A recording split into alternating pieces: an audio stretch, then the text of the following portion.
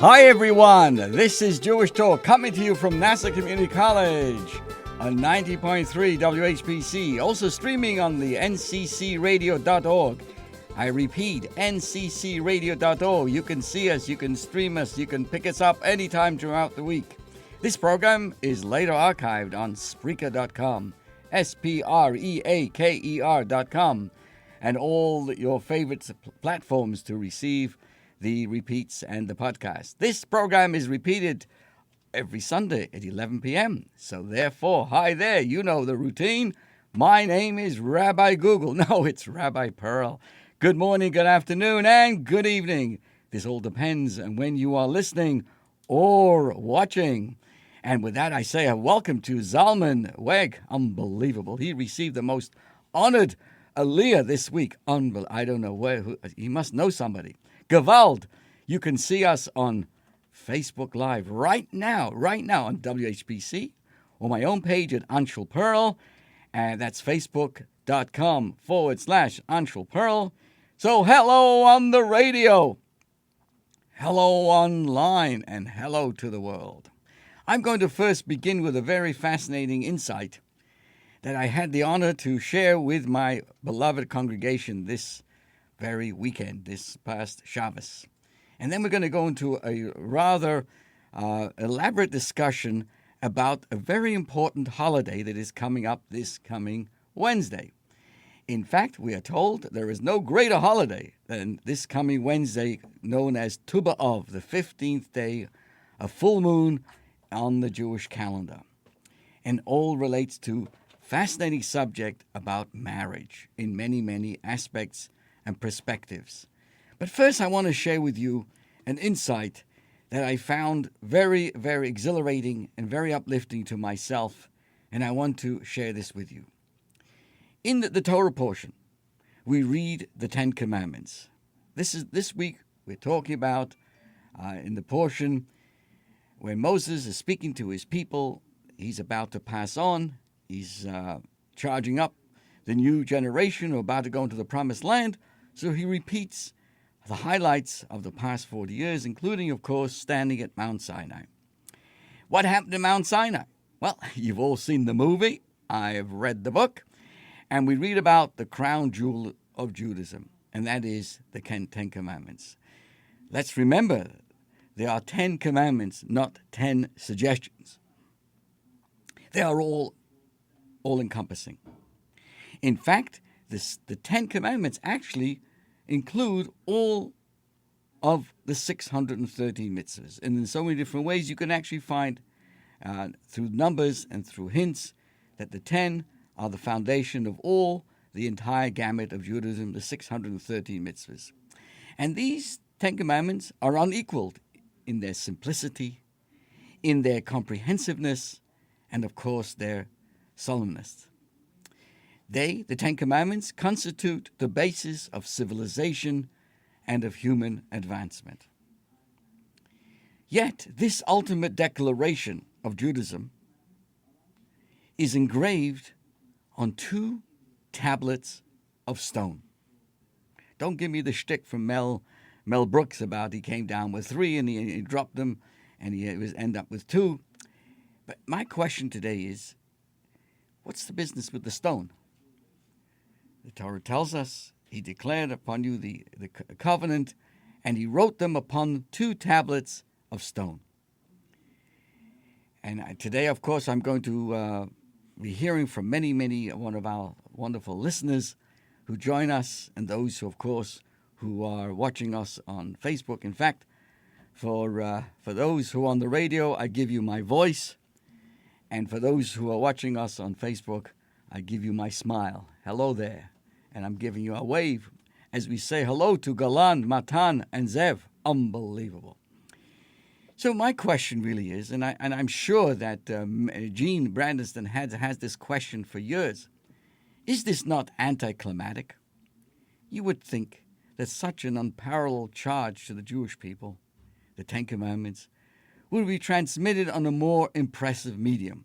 Can't you imagine today if Moses stood at Mount Sinai and presented the Ten Commandments? It would be a light show. It would be, I don't know, on Twitter, would be I mean, it would be presented in a most fascinating, uplifting way. Think about this: the sanctuary that was built in the wilderness, that later you warped into the the temple in Jerusalem. This sanctuary was constructed with the most dazzling of jewels and fabrics. Even the box, the ark that contained these two tablets, was made of lavish cedar wood. Yet, what they contained inside, the divine Ten Commandments, was just a bunch of stones. 2 stones. Come on. So, what I'm going to share with you today is the fact that it was stone is essential to understanding of Judaism. So let's look at the box. The ark that kept those tablets was made of wood. Why? Because wood is a symbol of development. The wood comes from a growing tree. At the same time, stone remains fixed. It's permanent. We ought to know the 10 Commandments, representing all of the Torah laws, are stone. They're stone in the sense for their value, for their truth, for their authenticity, and importance that remains eternally and timeless for all times, all the way down to our times. Let's be honest. With all the extreme fluctuations of our society over the 3 millennium, it's clear to everybody that the relevance and the timelines of Torah and mitzvahs remains all the same. So think of it this way.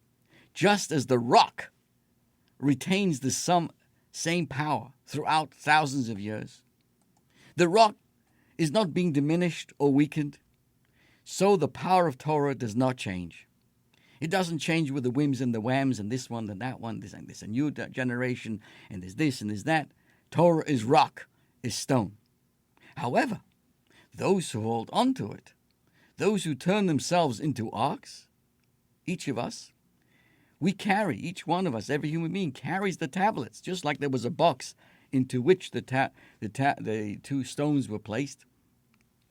We must remember ourselves. We carry the tablets. The ark was made of wood. Well, just like the wood comes from a tree, all of us who carry, so to speak, these tablets, are exhorted, we are encouraged to grow, to develop, and to actualize ourselves as a result of that which we are carrying. Okay, so far so good. We understand stone represents consistency, unchanging, and the challenge we all have to carry it, like the wood, so to speak, that grows from a tree. So too we, in a sense, look at the Torah and grow ourselves. So all seems fine. But I want to share with you a very strange medrash that Dr. Kolshevsky knows very, very well. He grew up knowing this, just as all of us did, that discusses the origins of the 2 tablets of the 10 Commandments. Where did they come from? They were not just 2 plain stones. These rocks have been featured earlier in our history. One of them I'm going to share with you is found in the book of Genesis. In simple terms, we're going to share with you that those tablets that came down the mountain, certainly the first set, were the same stone that was used in a previous event. And I want to share with you the direct connection and the significance of that. Where do we find stones earlier on in our history? It's related to the narrative of our father Jacob leaving his home in Beersheba. And he finds himself going to sleep one night. And the Torah tells us on this journey, he goes to sleep and he falls asleep on a stone. The Torah tells us, Vayetze, chapter 28, number 11. Quick, Eitan, check it out. Jacob took from the stones of the place, and he placed them below his head, and he slept at that place. So the next time, dear friends, you go to the Waldorf Astoria, and you really want to have a good night's sleep, make sure to order stones to put them under your head, to go to sleep on them. If Jacob could do it, then we can certainly do it. Guess what? He woke up in the morning, and he took the stone which he placed under his head. Hello. What did we just say? He took from the stones, plural, and yet in the morning he wakes up and he takes from the stone. The Talmud discusses this. It seems inconsistent. First it starts telling us he took me'avnei hamokim, which is a plural sense, and then in the morning it says and he took the stone. Rashi steps in and explains fascinating. When Jacob's journey from Beersheba to Haran, he stops to take a rest for the night. There is a quarrel taking place. What does it mean that in the nighttime he took stones and he wakes up and he took a stone? He was actually, what was happening was like this. Rashi tells us, the Talmud tells us, that here is laden with profound symbolism. What does it mean? Well, he took many stones, but the stones began to quarrel with each other. What was their quarrel? Each stone said, "Upon me shall this righteous person rest his head. I want the stone to be under my head." So he put a lot of stones under his head. What happened because of this quarrel? God combined them all into one stone, and the quarreling ceased. That explains why, when he woke up in the morning, he took a stone in the singular, since all the stones had become one. Says the Medrash that these two stones quarreling that night later on became the two tablets of stones upon which the 10 Commandments were engraved. Now this seems bizarre. What in the world is the connection between Jacob's stones fighting and the 10 Commandments? There's something very profound here. Now think about this. Dear friends, sit back, enjoy. If we examine the 10 Commandments engraved on these two stones, we notice something very fascinating. The first 5 mitzvahs, the 5 commandments on the first stone, deal primarily with man's relationship with his or her Creator. Where the second set of 5 on the second stone discuss the relations between human and human. Let me quickly share this with you. I know many people aren't aware of it, but the first of the 10 is, "I'm your Lord your God, took you out of Egypt." Okay, it's between us and God. "You shall not have any other gods besides me," between us and God. "You shall not misuse the name of the Lord your God," between ourselves and God. "You shall remember to keep the Sabbath and keep it holy." That's the relation between ourselves and God. "Honor your father and mother" is number 5. How does that fit in between man and God? Because we all know that the parents are a partner with God, or God is a partner with the parents who are blessed with a child. So one of the reasons when we honor our parents, because by honoring our parents, we are recognizing the godliness that is so inherent in our parents. So the first 5 are between man and God. Let's take a look at number 6 through 10. "Thou shalt not murder." That's certainly between man and man. "Thou shalt not commit adultery." That's certainly between man and man. "You shall not steal." "You shall not bear a false witness against your neighbor." "You shall not covet." So here you have the first 5 focus primarily between man and God, and the second between man and man. So we can now appreciate the allegorical message conveyed in the fight between the stones, where Jacob went to sleep. Why was there a fight? And why was this? What's the relationship between the stones under Jacob's head and the ultimate 10 Commandments? Let's get right to the point. Jacob is on his way to get married and build the first Jewish family. His family would define the Jewish destiny. On the way, the two stones Jacob chose, ultimately representing the two tablets of stone with the Ten Commandments, they get into a dispute. Who is more prominent? Which side of the tablets is more important to us in our life? Each of the stones, each tablet says, hey, this tzaddik, this righteous man should put his head on me. The main focus and concentration of a righteous individual must be on my tablet. The stone containing the first 5 mitzvahs, the first 5 between man and God, says the following. Hey, I must be the primary focus of life, of a moral and holy life. Our relationship with God. And therefore, that stone argued, I'm the most vital in life. The other tablet says, that contained the mitzvahs, the relationship between man and man, says, no, take it easy. The stone said, I am the key. What it means to be a mensch, to be a good person, is to be kind to others, to be honest with others, to be socially concerned, to be that mensch.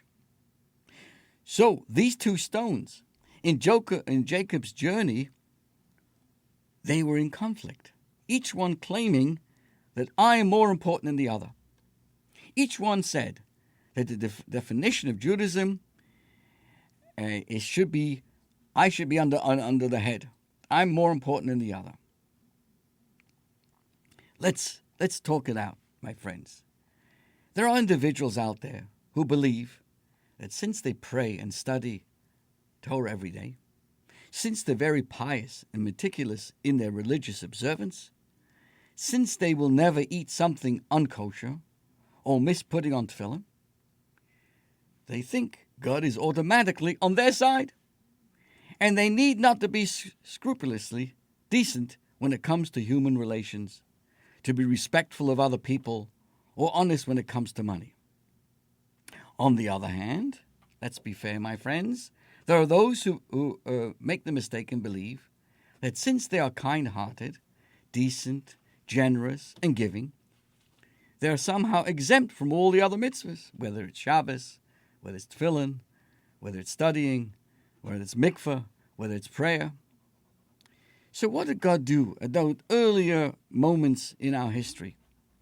He took those two stones that were fighting, and he turned them into one stone. Jacob needed to discover that the two rocks were not really two. They were, in truth, inseparable. They may appear to be two distinct realities, our relationship with God or a relationship with mankind, but in essence, they are one. There is no one without the other. And I'm going to say something really out of character, my friends. This is like going to be a big news, a breaking moment. Here's the breaking news. If you really love and respect God, then you respect and love every human being created in God's image. And you love everyone because everyone is God's child. You don't love me and hate my children, even if you disagree with them. If you really believe in God, then you know that God wants you to be ethical, kind, and sensitive. The Talmud states that when a person passes on and comes to heaven, they are asked a bunch of questions. What's the first question the person asks? Says the Talmud. Did you behave honestly in business? Can you imagine? That's the first question each person will be asked. Did you behave honestly in business? If someone is able to serve God, pray fervently, eat kosher, observe all the festivals, but nevertheless doesn't act kindly to others, my friends, then that is a dysfunctional religion. If you really love God, how can you mistreat His creations? The opposite view, though, here's the breaking news, that I will be good without God, is also a mistake.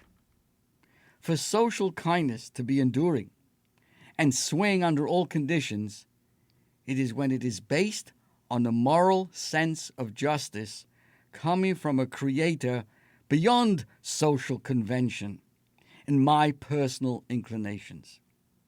I want to share with you what was quoted in the name of Rabbi J.B. Soloveitchik, a relative of the celebrity lawyer and advocate of Nassau County, Michael Soshnick. His relative, Rabbi Soloveitchik, studied alongside one of the leading secular German moral ethicists prior to World War II. With the rise of the Nazis, Yamach Shemam, he quotes, he saw in his colleague, this German moral ethicist, he saw how he modified his arguments 180 degrees to justify the persecution of the racially inferior in order to protect his position at the university. The Nazi era provided, beyond a shadow of a doubt, that reason alone cannot be counted on to be reasonable, because reason can rationalize. Think of it. The first tablet, the first commandment of the tablets between man and God is necessary to provide an anchor for the second set between man and man. In its testing moments, when faced with the choice of it's either me or you, that a person's ultimate priority is defined. In those testing moments, the probability is that a person without God will choose to do what is logical rather than what is morally correct. For a person who is not commanded, it is logical to do what is in their best interest, because self-preservation is the number one priority. So only a person who has been commanded by a higher number one will act accordingly to a priority that is not subjective. Only with an authority that is greater than man can a true morality endure. Only with God and His commandments can we promote human morality in all instances. Without God, as we see today in our society, without God, moral relativism exists, where one man's terrorist is another man's freedom fighter, and one man's mercy killing is another man's murder. The principles between man and God must come first, in order for the set of mitzvahs, the second between man and man, to be fulfilled. So back to Jacob. From the two arguments, who's more important? They all became one. The stones of Jacob became the two tablets with the 10 Commandments were now made. Both were given by the same God at the same time to demonstrate their absolute oneness. I don't need to, underscore too much, but the Nazi era proved what happens when you ignore the first tablet. Never mind, God. I'll decide who lives and I'll decide who dies. That's exactly what the Nazis are all about. Today, in many forms of extremism, it proves what we living in a society today is when we ignore the second tablet. We see today a perversion in so many ways of that faith of the first 5. Faith that does not inculcate its followers with the sanctity of every single human being desecrates and erodes the very purpose of faith, which is to elevate the human person to a state beyond personal instincts and prejudices. So if you delete "you shall not murder" from religion, guess what? You have detached yourself from "I'm the Lord your God." To believe in God means to honor the life of every person created in the image of God. what the juxtaposition of the two tablets is telling us today is that you can't believe in God and murder at the same time. Conversely, if you truly believe that taking the life of another human being is wrong, not just because you lack the means or the motive to do so, or you're afraid of ending up in jail and not having the appropriate lawyer, but the real reason is because you recognize the transcendent, inviolable value of life, that's just another way of saying you believe in God. For what confers upon the human life? Its radical grace, its transcendent sanctity, and its absolute value, if not the living presence of God that is imprinted on the face of every human person. My friends, I hope you understand and appreciate the relevance and the significance when we think about the Ten Commandments, and now you know the rest of the story according to this medrash. Let me say good morning to all those joining us on the radio.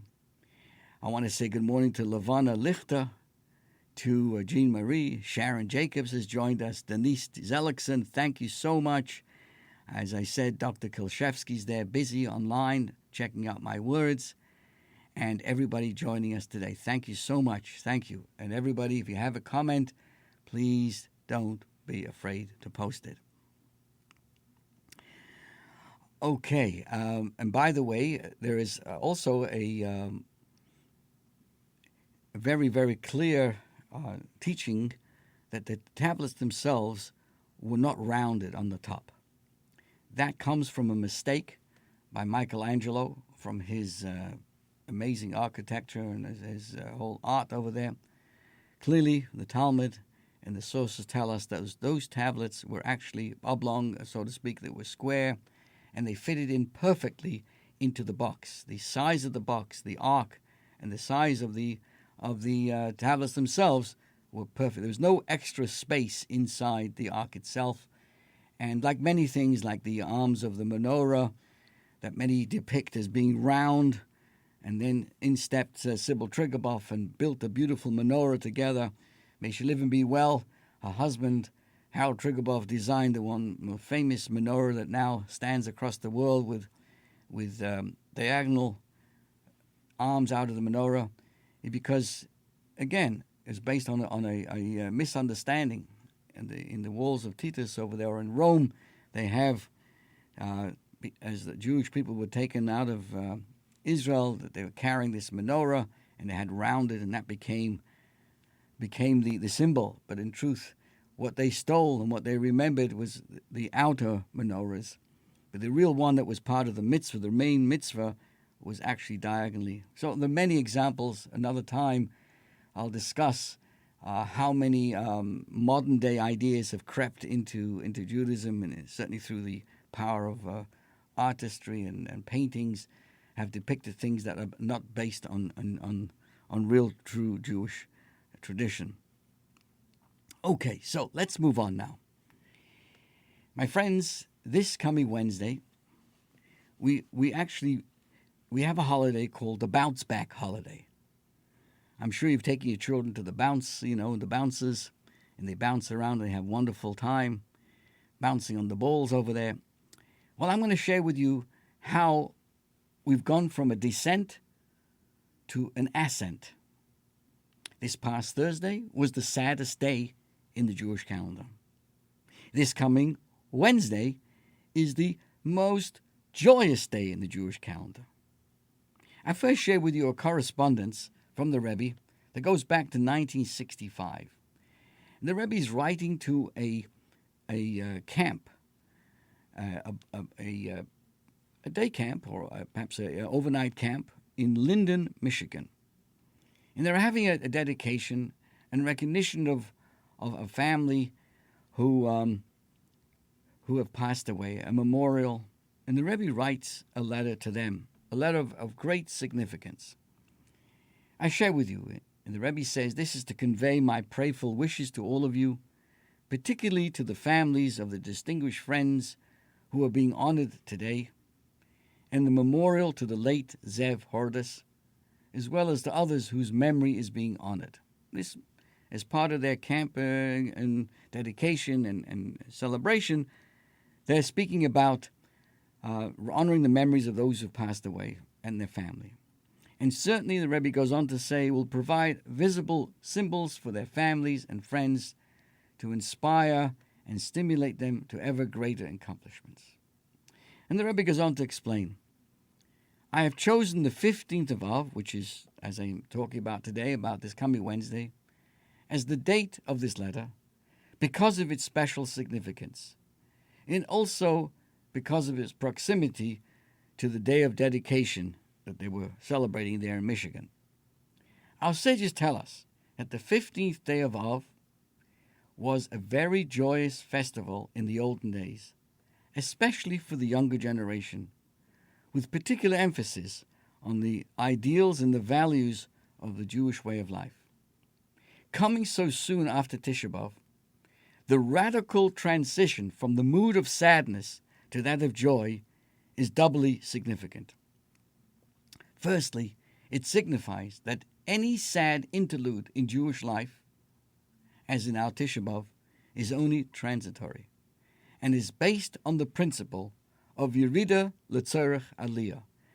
A descent is for the purpose of ascent. In other words, any and all the sad events in our history, which are commemorated on a few sad days on our calendar, are backward steps which are necessary for a greater forward leap.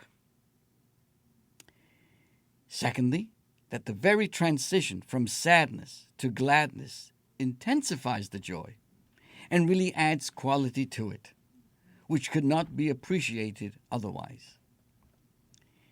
That's the thought of the Rebbe. And we all know ourselves, when a person faces a challenge and comes out of it, they feel so much more appreciative. So the very descent brings a great appreciation and focus coming out of it. And so too it applies to us. This bounce back of this past sad day in our calendar, in our Jewish calendar, bounces back to an extraordinary important day, as we will explain now, as the 15th day of Av, it's called Tu B'Av, is a most mysterious day. When you look into the code of Jewish law, it reveals no particular observances or customs for this date. And I also want to recognize that Rosemary Hoffman loves to watch us on WHPC's Facebook. Special shout out to you. Thank you so much. And everybody joining us both on HPC's Facebook and Anshul Perl on our Facebook. So what is this day all about? We omit the Tachnun. The Talmud talks about this day, that one should increase one's studies of Torah, because coming up this coming Wednesday, the nights become bigger.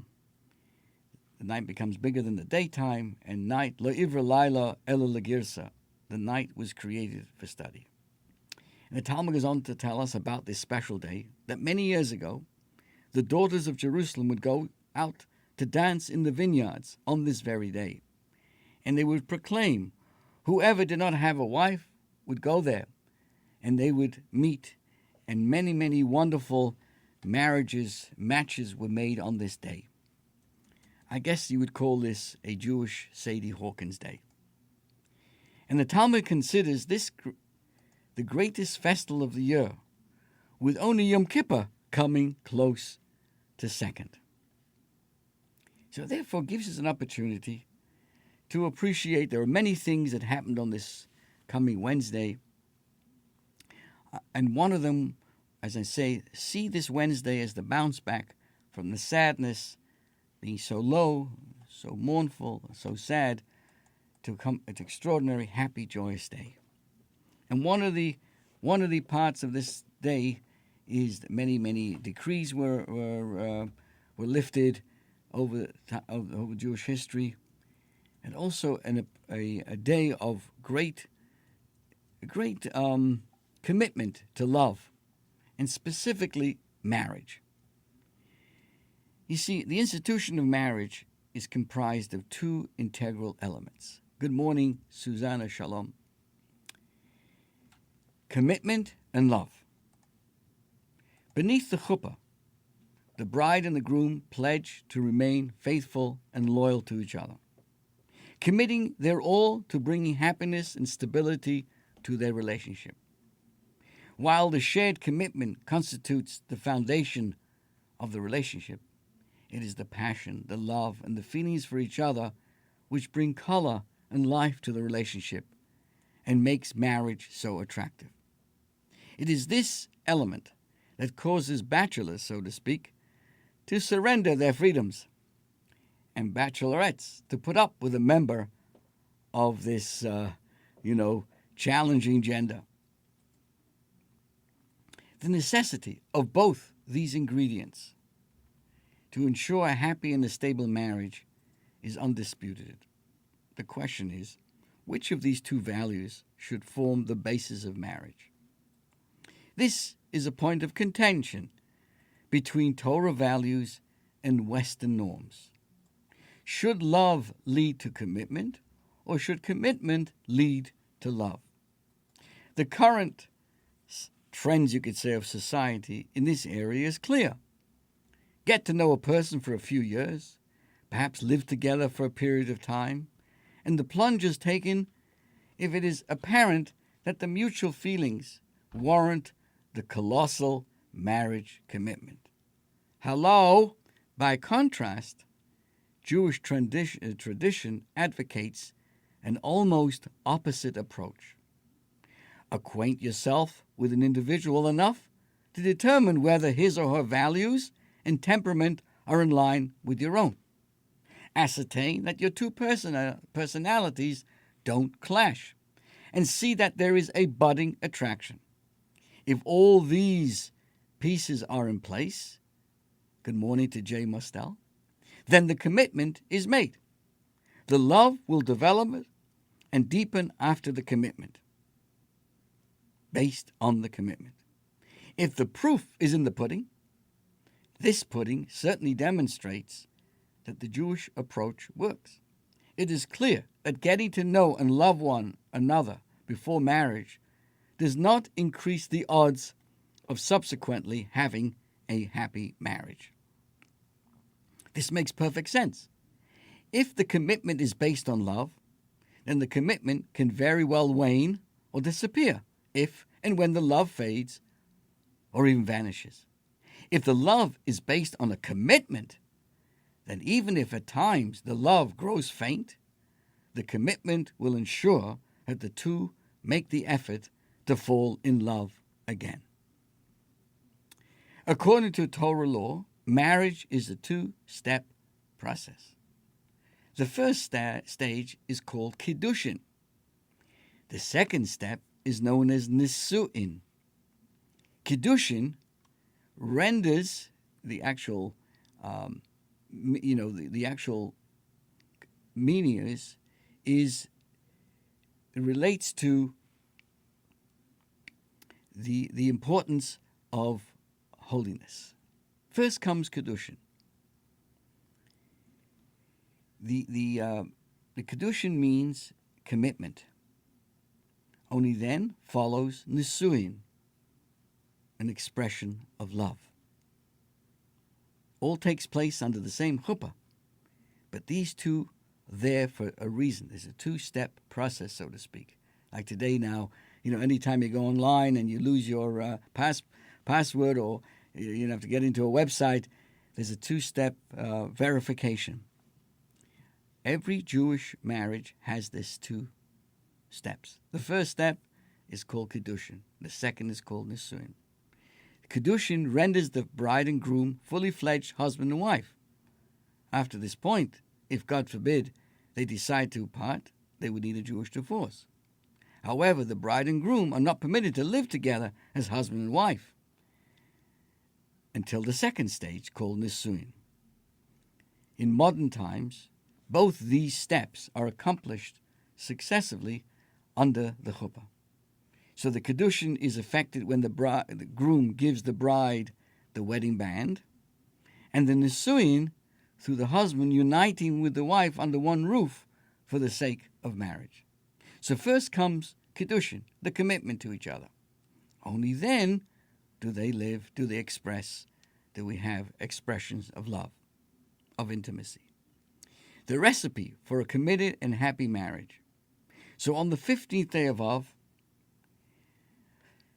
called Tu B'Av, we observe and celebrate this most joyous bounce-back holiday. This day marks the anniversary of many events, all of them associated with the reversal of a tragic event. So this holiday, I'm sharing with everybody, this coming Wednesday, comes a mere 6 days after the saddest day of the year.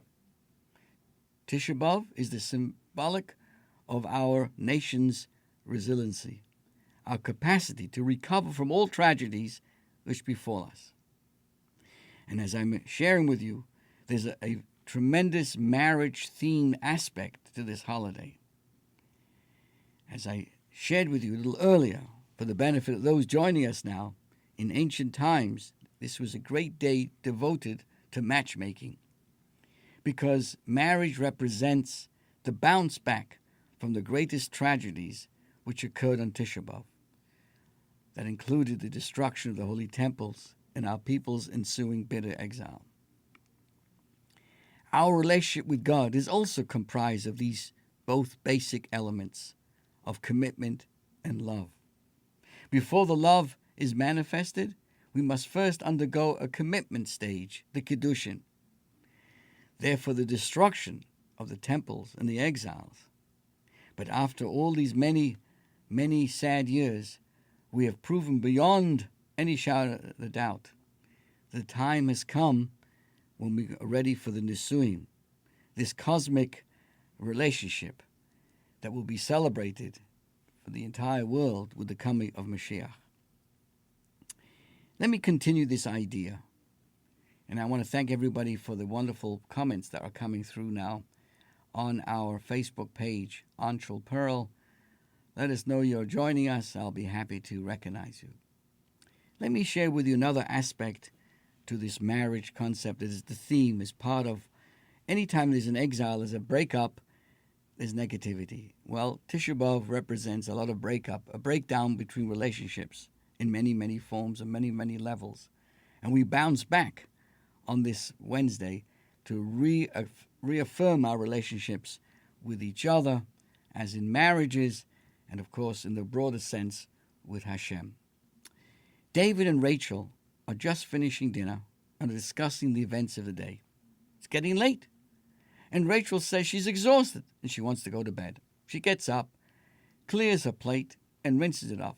She unloads the dishwasher, puts in her dish, and makes lunches for the kids for school the next day. Then she signs the permission slips for their trips, puts their homework in their respective backpacks, picks up the toys off the floor. On her way up the stairs, she grabs a pair of shoes, takes out the kids' clothes for school, switches the laundry into the dryer, and puts in another load. After tucking the kids into bed, taking off her makeup and washing her face, she gets into bed and falls asleep. Meanwhile, David has just finished reading the newspaper. He stretches his arms and realizes that he's also exhausted. He murmurs to himself that it is getting late and that he should also go to sleep. And he goes, and he does. Shoin. I know, that's a major generalization. But you must admit, it is true lots of time. If it wasn't, it wouldn't be a generalization. And generally speaking, women are considered to be the multitaskers. And men are considered to be experts at doing one thing at a time in a very directed and concentrated way. Yes, we can easily switch David and Rachel around. It ultimately doesn't matter. What does matter is that there are two distinct ways of doing things, and that they work together, or in many cases overlap. Kabbalah refers to these two dynamics as the circle and the line. I think in Manhattan there's a boat that goes around Manhattan. It's called the Circle Line. But very specifically, there's a circle and a line. Two of the most basic of shapes, yet representative of two extremely deep and complex areas. and ideas. Feminine and masculine is the circle and the line. When it comes to gender theory and the Torah, more often than not, the emphasis is placed on the qualities of masculine and feminine rather than male and female. This is because both men and women have both masculine and feminine qualities. Generally, men are more dominant in their masculine qualities and women in their feminine. There are clearly exceptions, which is why David and Rachel can easily switch roles. Yet, as I've mentioned, what is important is that there is always a circle and there is always a line. So when we celebrate the holiday of Tu B'Av, the 15th day of the month of Av, this Wednesday, it is known as the most auspicious time for soulmates to come together. It is the day that Judaism celebrates the concepts of love and marriage. As indicated, Jewish women used to go and dance in the fields, says the Talmud, and they danced in a circle, while the men would come out to meet them. But this is only the first of many circles that we see when it comes to relationships in Judaism. The most foundational and important is traced back to the Torah, where it discusses the building of the tabernacles. The Torah teaches us that there were 50 paralleling loops that held up the curtains, and uses the expression a woman to her sister to represent the idea that they paralleled one another. These 50 loops represent the concept of the woman, which is why the term woman to her sister is used to describe them. Furthermore, these loops held up the curtains alongside the pins. These pins, symbolic line, represent the concept of the male. Circle and line, feminine and masculine. These shapes can be understood simply on a physical level, in terms of the differences in the bodies of men and women. They can be understood emotionally, in noticing the ways a person reaches a conclusion, an end goal.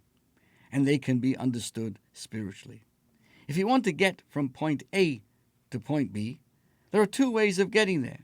One is to go straight, take a direct route and reach your point. The other is to go around a full circle. In both cases, you'll reach your destination. Each has its advantage and its disadvantage.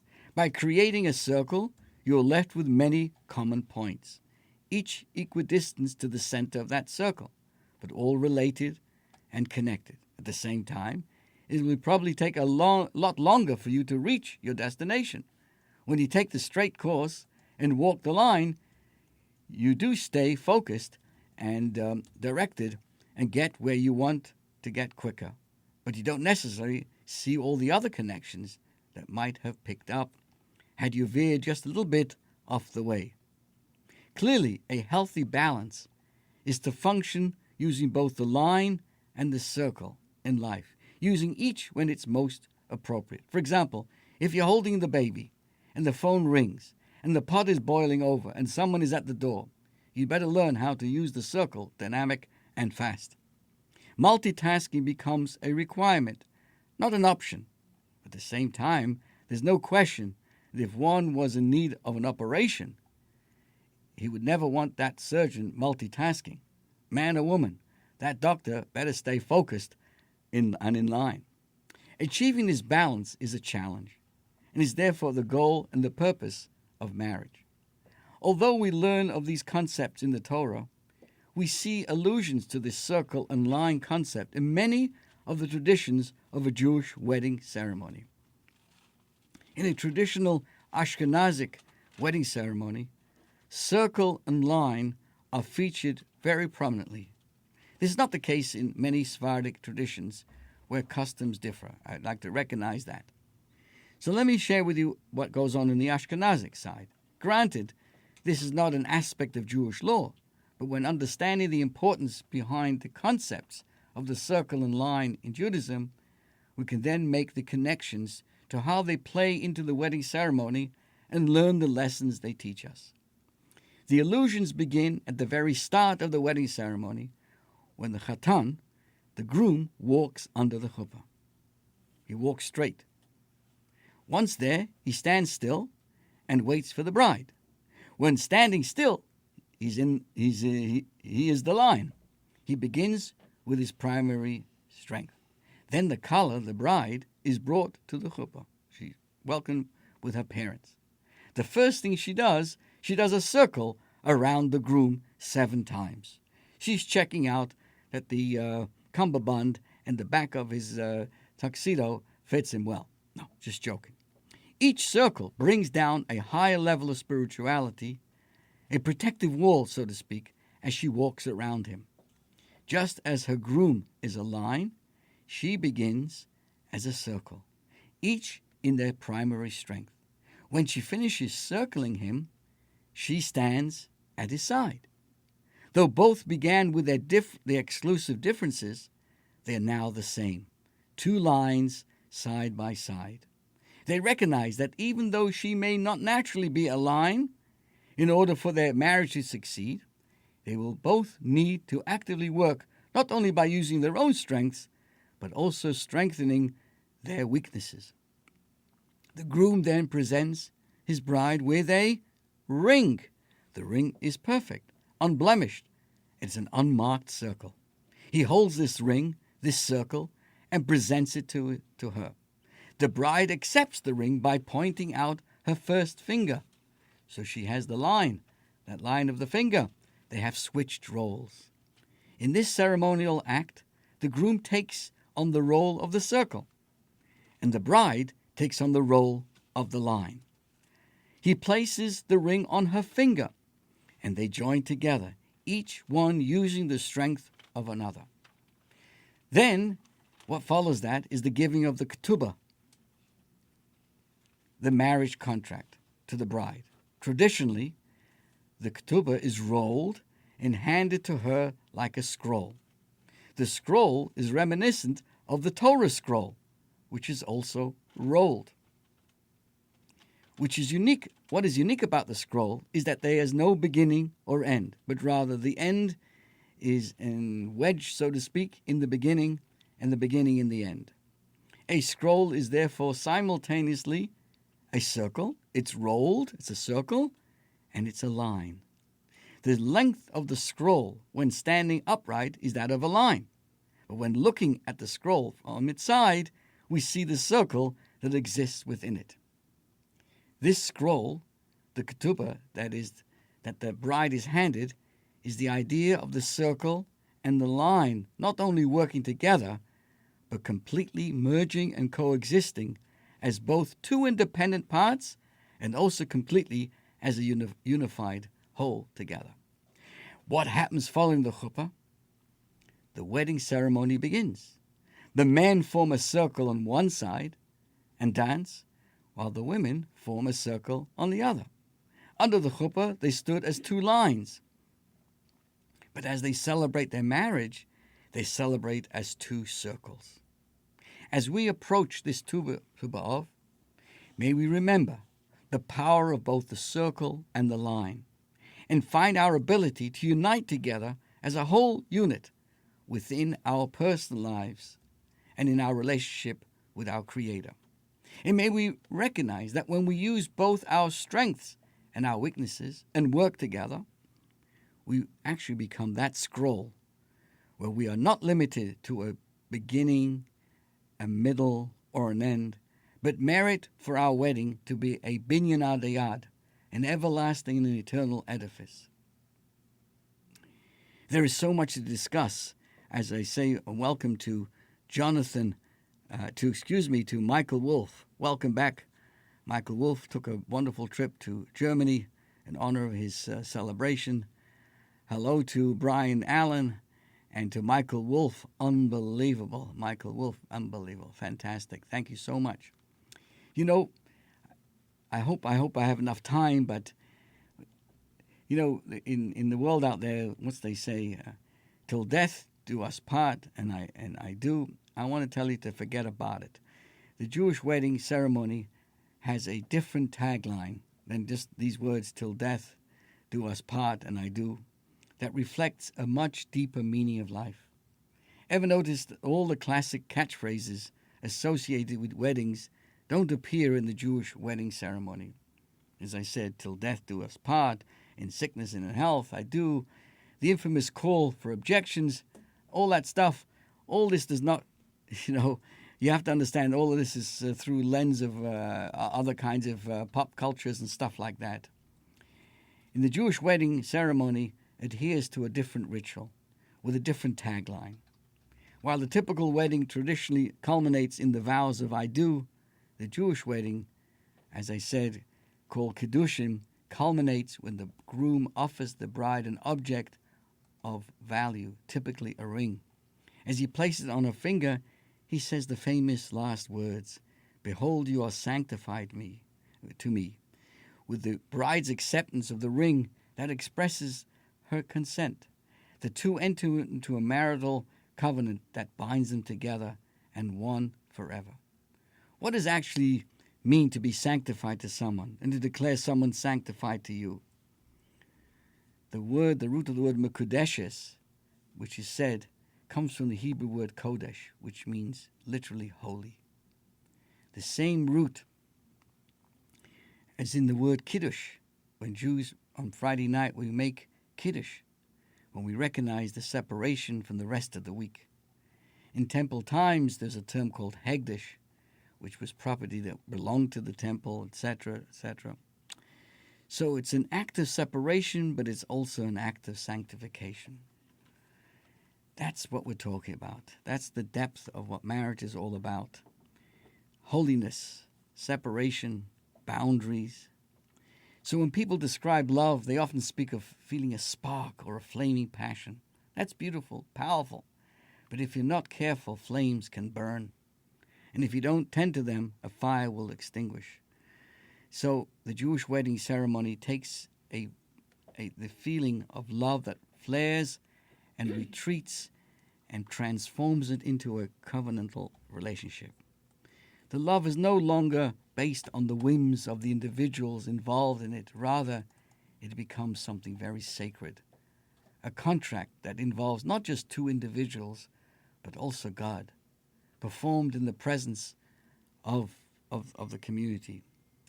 My friends, there is so much we can discuss and learn on this, but please let us take this coming Wednesday as a reminder of the bounce back. After sadness and challenges and negativity, we come back even stronger. That applies to everything that we have in life, as a people, as an individual. May Hashem bless us that the bounce back should be the ultimate bounce back. When the world is filled with goodness and kindness, a world of redemption, no more wars, no more internal dissatisfaction and addictions and all kinds of challenges, may we merit very speedily the coming of Mashiach. This is your host, Rabbi Perl, thanking you so much for joining us today and the opportunity to learn so much about our traditions.